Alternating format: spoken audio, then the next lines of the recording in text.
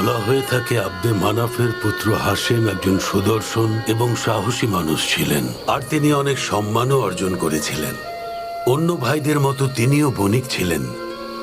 তার সময় মক্কা ছোট শহর থেকে ব্যবসার একটি গুরুত্বপূর্ণ জায়গায় রূপান্তরিত হয়েছিল। তখন তিনি কজন রোমান রাজার সাথে দেখা করেছিলেন যারা তাকে পছন্দ করেছিলেন।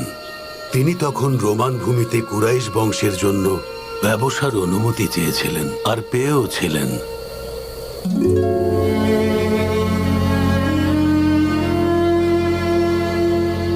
এরপর হাশিম যখন এই সুখবর নিয়ে পবিত্র মক্কায় ফিরলেন, তখন সমগ্র আরব তার প্রশংসা করেছিলেন এবং আরবীয় নেতাদের কাছ থেকে বড় বড় সওদা নিয়ে আসাম থেকে মক্কা আসেন।